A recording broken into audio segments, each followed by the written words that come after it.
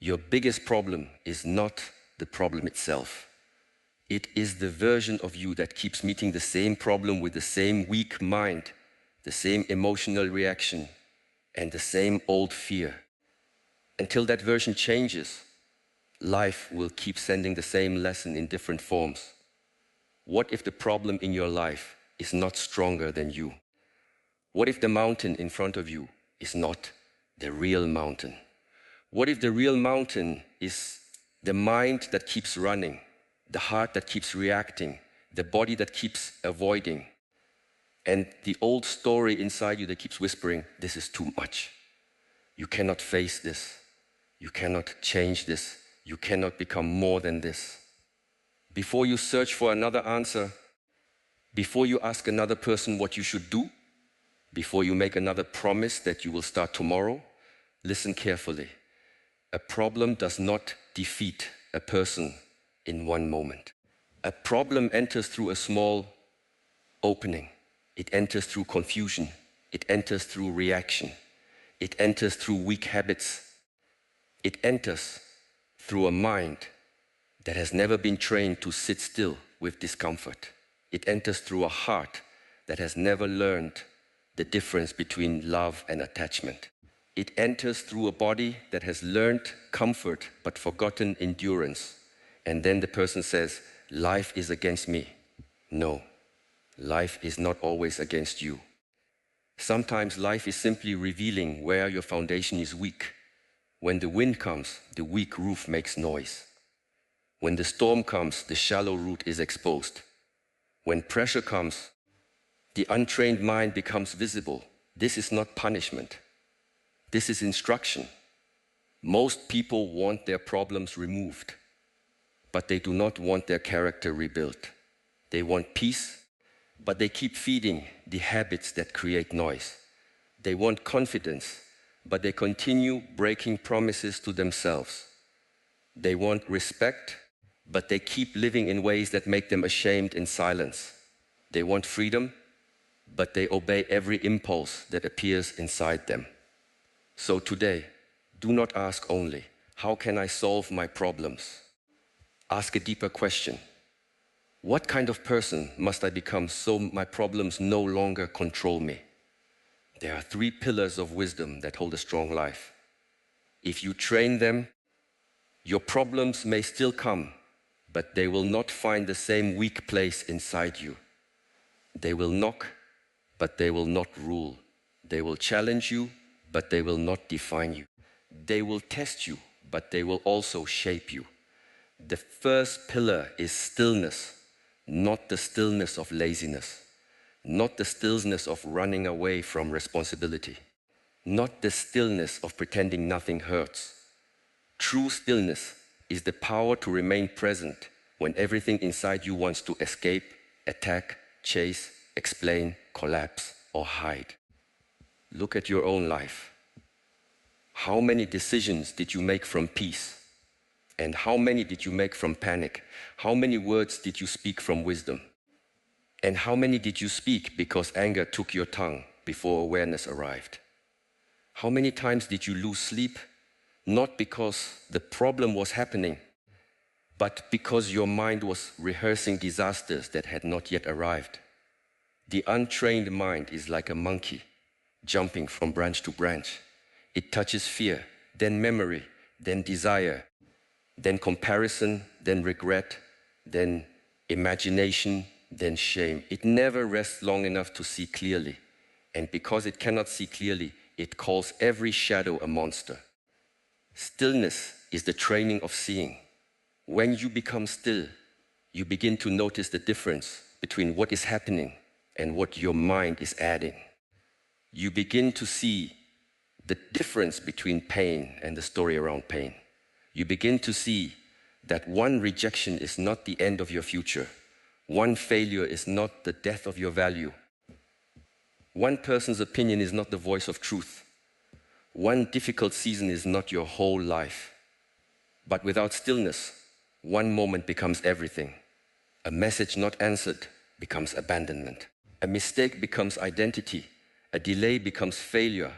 A criticism becomes humiliation. A silence becomes rejection. A memory becomes a prison. The mind creates a fire, then screams that the world is burning. So the first practice is simple, but not easy. Pause. Before you reply, pause. Before you decide, pause. Before you believe the worst thought, pause. Before you return to the same place that wounded you, pause. Before you feed the habit that makes you weaker, pause. In the pause, you take back power. Because between the feeling and the action, there is a small space. In that space, a person either remains a slave or becomes free. Most people do not enter that space. They feel anger and they become anger. They feel fear and they become fear. They feel desire and they become desire. They feel loneliness and they run back to the very thing that taught them loneliness. They do not choose. They are pulled. Stillness gives you the ability to see the pull without obeying it. This is the beginning of mastery. A calm person is not a person without storms. A calm person is someone who has stopped handing the steering wheel to every storm. You can feel emotion and still remain awake.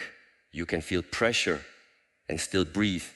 You can feel hurt and still choose dignity. You can feel fear and still act with wisdom. Do not confuse calmness with weakness. It takes more strength to hold your tongue than to speak from anger.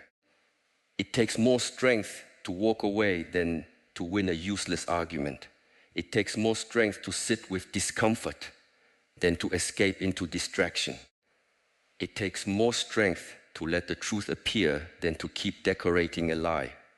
Stillness is not passive. Stillness is the warrior standing at the gate of the mind, allowing only what serves truth to enter. But stillness must be trained daily. You cannot live in noise for 23 hours and expect peace in the 24th.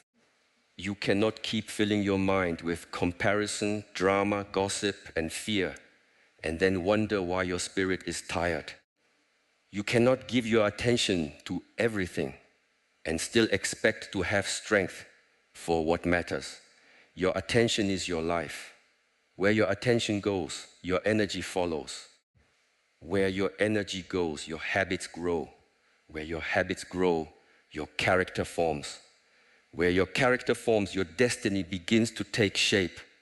So guard your attention. Sit for a few minutes without reaching for anything. Let the body become quiet. Let the breath come and go. Watch the mind. Do not fight it. Do not follow it. Just watch. At first, you will see chaos. This is not failure. This is honesty. You are not creating chaos by sitting still. You are finally seeing the chaos that has been controlling you. Stay if sadness comes. Stay if boredom comes. Stay. If fear comes, stay. If memories come, stay. The practice is not to feel peaceful immediately. The practice is to stop running from what is inside you. A person who cannot sit with himself will always depend on the world to distract him from himself. And the world is happy to do this. It will sell you noise. It will sell you speed. It will sell you comparison. It will sell you a new desire every morning and a new insecurity every night. But wisdom begins when you say, no, I will not abandon myself. Stillness brings you back to the breath, back to the body, back to the present step, back to what is real. And when you are present, your problems begin to change size. Some remain serious, yes. Some still require action. Some still require courage. But many lose their false power because you stop feeding them with imagination. A problem in reality may be one stone. A problem in the untrained mind becomes a mountain range. Stillness removes the extra mountain. The second pillar is discipline. Many people hear this word and feel resistance. They think discipline means punishment. They think discipline means harshness. They think discipline means living without joy. No, discipline is love made reliable. Discipline is the way you prove to yourself that your future matters, discipline is the bridge between what you understand and what you embody. Without discipline, wisdom remains entertainment. You listen, you feel inspired, you nod your head, maybe even say, "This is true." But then tomorrow comes, the same habit appears, the same weakness whispers, the same comfort calls, and you follow it again. Then wisdom did not become your life. It only visited your mind. Discipline is how wisdom becomes bone. Every person is shaped by repetition, not by what they wish, not by what they announce, not by what they imagine. Repetition is the sculptor. If you repeat excuses, you become skilled in excuses. If you repeat avoidance, you become skilled in avoidance. If you repeat distraction, you become skilled in distraction. If you repeat courage, you become skilled in courage. If you repeat truth, you become skilled in truth. If you repeat effort, you become skilled in effort. The question is not whether you are training. You are always training. The question is, what are you training? Every time you break a promise to yourself, something inside you listens. It learns, my words cannot be trusted. Then later you wonder why confidence is weak. Confidence is not created by shouting affirmations while living in contradiction. Confidence grows when your actions and your words begin to meet. You say, "I will wake early," and you wake early. You say, "I will finish this task," and you finish it. You say, "I will stop returning to what damages me," and you stop. You say, "I will take care of my body," and you move, eat, rest, and recover with respect. You say, "I will not speak from anger," and when anger rises, you pause. This is how self-trust returns, slowly, quickly, powerfully. Discipline is not one dramatic act. It is 1,000 small acts done when no one is watching. The world loves intensity. It loves the loud beginning, the emotional promise, the big announcement, the new identity. But life is not transformed by intensity alone. Life is transformed by consistency. A small practice repeated every day becomes a force. Water does not cut stone because it is hard. It cuts stone because it continues. The disciplined person understands that the ordinary moment is sacred. How you make your bed matters. How you speak when tired matters. How you work when bored matters. How you eat when stressed matters. How you treat people who cannot give you anything matters. How you behave when no one can praise you matters. These small moments are not small. They are the hidden construction of your character. Most people want the result, but disrespect the process. They want the fruit, but neglect the root. They want the mountain view, but avoid the climb. They want the calm face of mastery, but refuse the boring repetition that creates mastery. But there is no mastery without repetition. A blade is sharpened by returning to the stone. The body is strengthened by returning to resistance. The mind is trained by returning to attention. The spirit is purified by returning to truth. Again and again and again. Do not despise the word. Again. Again is the path. Again after failure. Again after distraction. Again after shame. Again after delay. Again after the old pattern almost pulled you back. The person who becomes strong is not the one who never falls. It is the one who refuses to make falling his home. Discipline also teaches you to choose your pain. This is important. Many people live as if the goal is to avoid pain. But there is no life without pain. There is the pain that builds you, and there is the pain that breaks you down slowly. There is the pain of exercise, and there is the pain of a body neglected. There is the pain of honest conversation, and there is the pain of resentment stored for years. There is the pain of leaving a destructive relationship, and there is the pain of losing yourself by staying. There is the pain of focused work, and there is the pain of watching your potential disappear. There is the pain of discipline, and there is the pain of regret. Choose your pain wisely. The pain of discipline has dignity inside it. It asks something from you, but it gives something back. Strength, clarity, self-respect, capacity. The pain of avoidance takes from you and gives nothing back. It steals energy, time, confidence, and peace. It keeps you comfortable today and makes you weaker tomorrow. Every time you choose comfort over truth, the problem grows roots. Every time you choose discipline over impulse, the problem loses power. This does not mean you must become harsh with yourself. A tree does not grow faster because you shout at it. A student does not learn deeply through shame alone. Discipline without compassion becomes cruelty. Compassion without discipline becomes weakness. You need both a soft heart and a firm path. You can say to yourself, I understand you are tired, and still stand up. You can say, I understand you are afraid, and still take the step. You can say, I understand you were hurt, and still refuse to let pain become your excuse. This is mature discipline, not self-hatred. Self-leadership. A leader does not follow every mood of the crowd. In the same way, you must not follow every mood of the mind. The mind will say, not today. The body will say, later. The old habit will say, just once. The fear will say, you are not ready.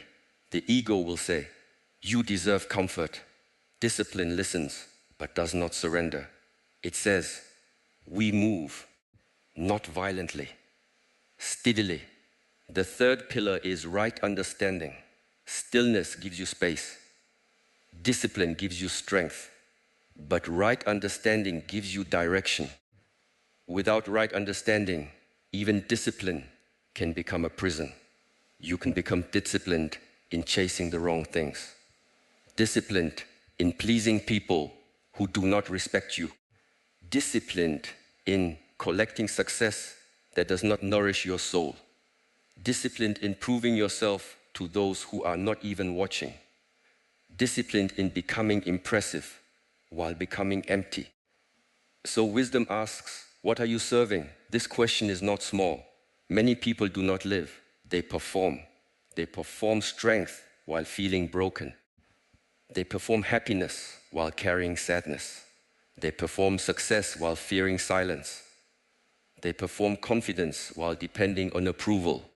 They perform a life that looks good from far away, but feels heavy from within. Right understanding removes the mask. It asks, what is true?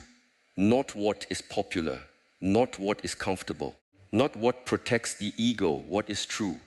Is this relationship love or attachment? Is this ambition purpose or fear of being unseen? Is this anger justice or wounded pride? Is this loyalty or fear of being alone? Is this patience or avoidance? Is this humility or low self-worth? Is this sacrifice or self-betrayal? A person can only change what he is willing to see. If you refuse to see clearly, you will keep calling the prison a home. Right understanding begins with honest seeing. You see that some problems are not problems. They are consequences. You see that some people are not confusing. They are consistent. And you simply do not like what their consistency reveals. You see that some doors are not closed against you. They are closed for you because entering them would cost your peace. You see that some delays are not denials. They are training grounds. You see that some failures are not endings. They are corrections. You see that some pain is not a sign to quit. It is a sign to become more conscious. Right understanding changes the meaning of life's events. And meaning changes suffering. Two people can experience the same difficulty. One becomes bitter. One becomes wiser. The event is similar. The understanding is different. This is why you must be careful with the meaning you give to your pain. If someone leaves and you decide, I am not worthy, you have allowed an event to become a false identity. If you fail and decide, I am a failure, you have confused one result with your whole being. If someone criticizes you and you decide, I must defend myself against everything, you have made the ego your teacher. But if someone leaves and you say, this is painful, but my value does not leave with them, you remain rooted. If you fail and say, this is information for training, you remain on the path. If someone criticizes you and you ask, is there truth here I can use? You become free even from insult. Right understanding transforms poison into medicine, not immediately, not magically, but through reflection. Sit with your pain and ask, what is this teaching me? Sit with your anger and ask, what boundary or wound is speaking? Sit with your jealousy and ask, what desire have I not honored in myself? Sit with your fear and ask, what future am I trying to control? Sit with your sadness and ask, what have I loved, lost, or ignored? This is how the inner world becomes a teacher, but most people do not ask. They react, they blame, they distract themselves. They bury the lesson and keep the wound. Right understanding also teaches impermanence. Everything changes. The body changes. The face changes. The season changes. The people around you change. Your desires change. Your roles change. Your strength changes. Your pain changes. The thing you are afraid of may change. The thing you are clinging to will change. The river of life does not stop because the mind wants certainty. Much suffering comes from demanding permanence, from what was never permanent. You want a feeling to last forever. You want a person to remain the same forever. You want success to protect you forever. You want youth to stay. You want praise to continue. You want control. But life moves. The breath enters and leaves. Day becomes night, flowers open and fall. People arrive and depart. Plans form and dissolve. This is not tragedy. This is the nature of life. When you fight impermanence, you suffer twice. Once because things change, and again because you believed they should not. Right understanding does not make you cold. It makes you tender without being foolish. It allows you to love deeply without possession. Work fully without worshipping outcomes. Care sincerely without losing yourself. Build patiently while knowing that all forms are temporary. This understanding gives peace, not the peace of having everything, the peace of not needing everything to obey you. A person who understands impermanence becomes grateful. He does not postpone appreciation. He does not assume people will always be there. He does not waste the morning. He does not treat the body like it is indestructible. He does not spend life in petty resentment as if time is endless. He wakes up, he sees the cup of tea, he feels the breath. He listens more carefully. He speaks more honestly. He forgives more intelligently. He stops waiting for a perfect future to respect the present moment. Right understanding also shows you the difference between control and responsibility. You cannot control everything.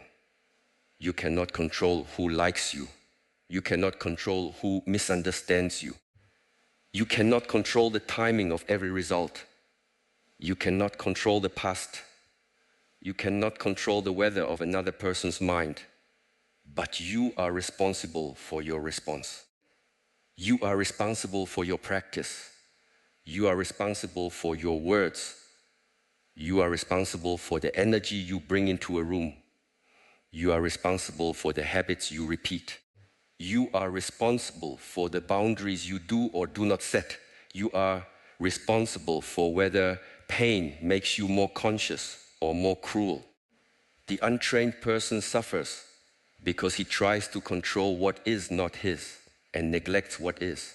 He tries to control other people, but cannot control his tongue. He tries to control outcomes, but cannot control his attention. He tries to control how he is seen, but cannot control how he lives. He tries to control love, but cannot control attachment. This is upside down. Turn it around. Release what is not yours. Train what is yours. This is freedom. Now see how the three pillars work together. A problem appears. Maybe someone disrespects you. Stillness says, pause. Do not become the insult. Discipline says, respond according to your values, not your wound. Right understanding says, their behavior is information. My reaction is my responsibility. Now the problem becomes practice. Maybe you lose an opportunity. Stillness says, breathe. Panic will not open the door. Discipline says, review, learn, continue. Right understanding says, a closed door may be correction, redirection, or preparation. Now the loss becomes training. Maybe you feel lonely. Stillness says, sit with the feeling. Do not run immediately. Discipline says, do not contact what damages you just because silence is uncomfortable. Right understanding says, loneliness is not proof that you are unloved. It may be an invitation to return to yourself. Now, loneliness becomes a teacher. Maybe you fail again. Stillness says, do not turn this moment into your identity. Discipline says, stand up, adjust the method, practice again.